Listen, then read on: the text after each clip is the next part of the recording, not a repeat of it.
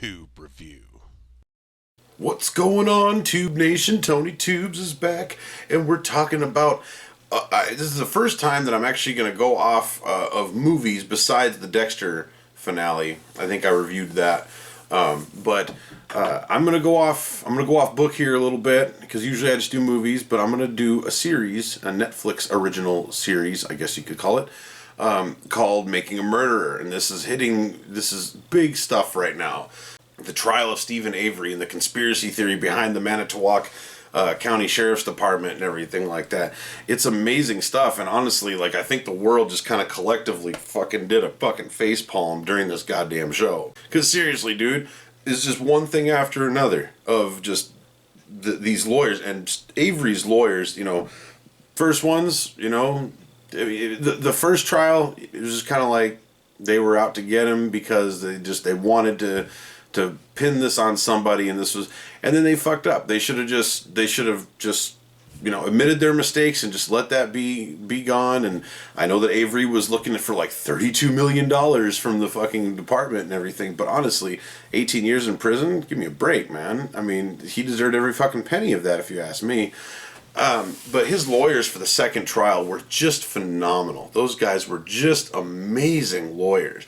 And you know, the evidence, they had to play police officer, they had to play detective, they had to be the ones that were investigating all of this shit. They pretty much had to try to solve the fucking murder themselves because nobody else was trying. And just they're, you know, my grandpa was a lawyer, so I appreciate lawyers, and I love Law and Order for a long time, especially the order aspect of it, you know. And it's just the way that trial was put on. In the ways of Stephen Avery's defense, I think that they did an amazing fucking job, and they really put in the fucking time, and you could just tell throughout the whole thing that they were just getting fucking sandbagged by this goddamn, and you know, the judge was fucking in on it. All those fucking corrupt cops were in on it. The fucking detectives and all this shit, they were all fucking in on it. That judge made me fucking sick. You know, I mean, if anything...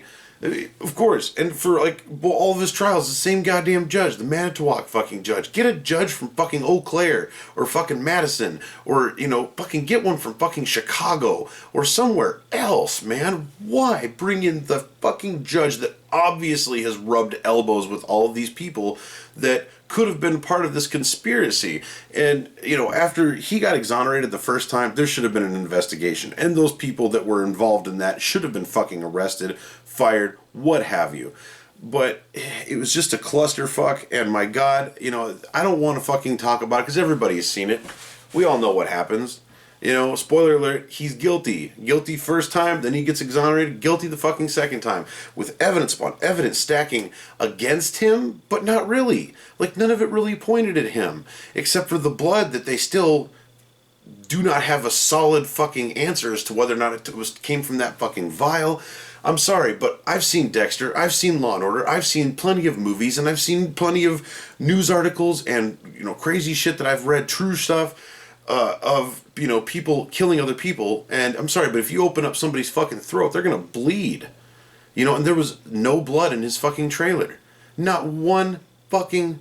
Not even if he tried to miraculously clean up all this fucking blood, which blood stains, you know, even if they tried to clean up all the fucking blood, they never would have gotten it all. You know, there would have been a trace of it somewhere that they fucking missed in trying to clean up their own fucking mess. And that's why I don't think it fucking happened. And Brendan Dassey, he's fucking innocent too. Those cops fucking just fed him all that shit. Here, draw this fucking picture right here. Here, draw this picture of this person right here doing this. I mean, give me a break, man. These two fucking trials. And you know what burned my ass so bad? Was when Brendan Dassey went to fucking jail and Stephen Avery went to jail at the end. Who's on their fucking arm hauling their ass away but that fucking corrupt fucking uniformed fucking sheriff with the dark hair and the glasses, the one that fucking called in the plate on the fucking on Hallback's fucking vehicle before they even supposedly found it. Give me a fucking break, people. And now we find out that the president cannot pardon him because it's not it wasn't a federal court case. And so they tried taking it to the state fucking Supreme Court, tried taking it to federal court, and they got fucking squashed every goddamn time after that. Every single thing. My God, the guy's a goddamn saint just for not offing himself while he's been in there. He talked about it, but Jesus Christ, he hasn't fucking done it yet. I think America should storm the fucking gates, man. Storm the gates! And fucking get his ass out of there, man. Give me a fucking break, people. I mean, and that is what the collective consensus on this show pretty much is give me a fucking break. And it's amazing and you love it and it's an amazing show, but at the same time you're just like, I fucking hate this dude because it's just, I feel so bad. I just want to give him a hug, man. Poor fucking Stephen Avery. The only thing that guy's guilty of is making me binge watch fucking murder, or making a murder on Netflix. That's the only thing that guy is fucking guilty of. So Making a Murder, if you haven't watched it and you, for some odd reason, made it through this entire review, well, I'm sorry if I spoiled it for you, but it's still an amazing fucking documentary, and the two ladies that were involved with it, they did an amazing fucking job. And now the douchebag sexting fucking lawyer for the state that got canned and everything like that. Now he's coming out saying, oh, there's not all this evidence and stuff that they're not showing you. There's all this stuff and they're playing on what you want to see and they're only putting in what they want to put in. And it's like, here's the deal, man. I don't believe a fucking word that's coming out of your mouth.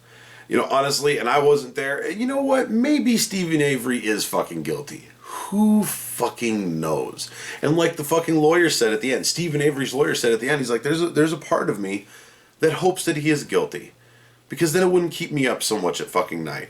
And, you sit there and think about it. I tell you what, man, my family has nothing to do with any of the stuff that has happened to Stephen Avery, nor, but I'm just saying that after I watched that, I hugged my kids a little bit closer.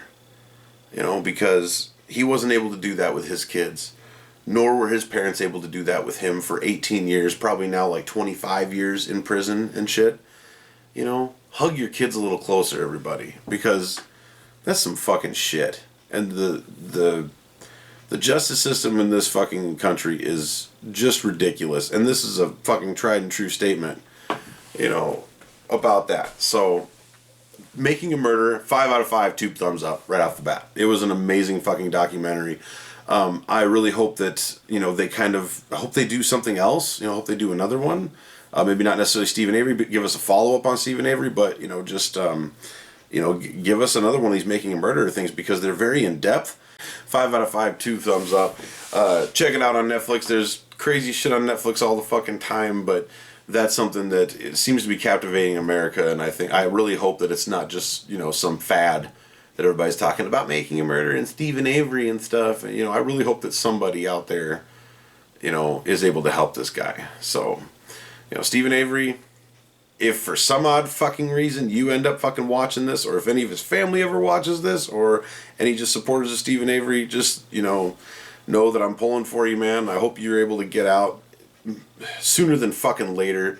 And, you made me appreciate, if anything good came out of all this mess, it's the fact that, it probably makes people appreciate their families a little bit more and the freedom that they have and everything. So, hang in there, bud. Thanks for watching Tube Review. I'm Tony Tubes. You can check me out on Twitter, Tony Tubes, at Tony Tubeser. You can check out over here. Click that little green button in the corner down there, and you can subscribe to my channel. Please subscribe and share and like and comment. I love fucking comments, all that shit. Link in the description below for Completely Unoriginal, a podcast that I do out of Dakota Broadcasting in Aberdeen, South Dakota, which is put on by a couple guys named Adam St. Paul and Kurt Campbell. Bigger movie geeks than I would have to say, and it's just a blast talking with them every week or every 2 weeks, whatever, about whatever it is that's out there and everything. And they were the ones that actually mentioned, hey, watch Making a Murderer, man, it's really fucking good. So check out Completely Unoriginal, link in the description below. Check me out on Facebook, Tube Review. That's the fucking picture right there. And yeah, have a good one, everybody. And if you get pulled over and stuff, just hope that the cops don't pin it on Stephen Avery. Have a good one, everybody. Tube Review.